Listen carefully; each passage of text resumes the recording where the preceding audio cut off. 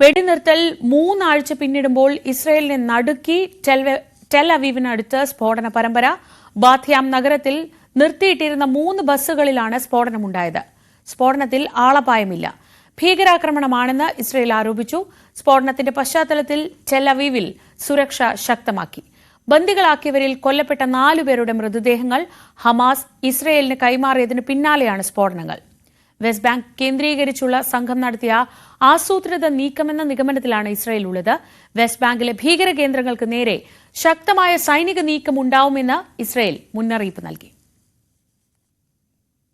അതേസമയം ഗാസ മുനമ്പിന്റെ നിയന്ത്രണം ഏറ്റെടുക്കാനുള്ള അമേരിക്കൻ പദ്ധതി ചർച്ച ചെയ്യുന്നതിനായി അറബ് നേതാക്കൾ ഇന്ന് സൗദി അറേബ്യയിൽ യോഗം ചേരുകയാണ്. പ്രദേശവാസികളെ സ്ഥലത്തു നിന്ന് മാറ്റിപ്പാർപ്പിക്കുന്നതിൽ പല രാജ്യങ്ങൾക്കും പ്രതിഷേധമുണ്ട്. മാർച്ച് 4-ന് ഈജിപ്തിൽ നടക്കുന്ന അടിയന്തര അറബ് ലീഗ് ഉച്ചകോടി പ്രസിഡന്റ് ട്രംപിന്റെ ഗാസ റിവിയേറ നിർദ്ദേശം വിപുലമായി തന്നെ ചർച്ച ചെയ്യും. സൗദി കിരീടാവകാശി മുഹമ്മദ് ബിൻ സൽമാനാണ് യോഗത്തിനായി മറ്റു നേതാക്കളെ ക്ഷണിച്ചത്. അറബ് നേതാക്കളും ഈജിപ്ത്, ജോർദാൻ എന്നിവിടങ്ങളിൽ നിന്നുള്ള പ്രതിനിധികളും പങ്കെടുക്കുമെന്നാണ് കരുതുന്നത്. യോഗം അനൌദ്യോഗികമായിരിക്കും. പ്രദേശത്ത് ആര് ഭരിക്കണം, പുനർനിർമ്മാണത്തിന് എങ്ങനെ ധനസഹായം നൽകണം എന്നതിനെ ചൊല്ലി അഭിപ്രായ വ്യത്യാസങ്ങൾ നിലനിൽക്കുന്നു എന്നാണ് വിലയിരുത്തൽ. പലസ്തീൻ പ്രശ്നത്തിന് പതിറ്റാണ്ടുകൾക്കിടെ നടക്കുന്ന ഏറ്റവും നിർണായകമായ യോഗമാണിതെന്നാണ് സൗദി വിദേശകാര്യ നയ വിദഗ്ധന്മാർ വിശേഷിപ്പിക്കുന്നത്.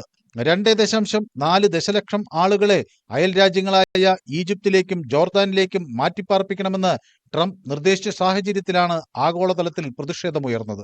ഗസയുടെ പുനർനിർമ്മാണത്തിന് $53 ബില്യൺ ചെലവ് വരുമെന്നാണ് ഐക്യരാഷ്ട്രസഭ കണക്കാക്കുന്നത്. ആദ്യ 3 വർഷങ്ങളിൽ തന്നെ $20 ബില്യൺ ചിലവാക്കേണ്ടി വരും.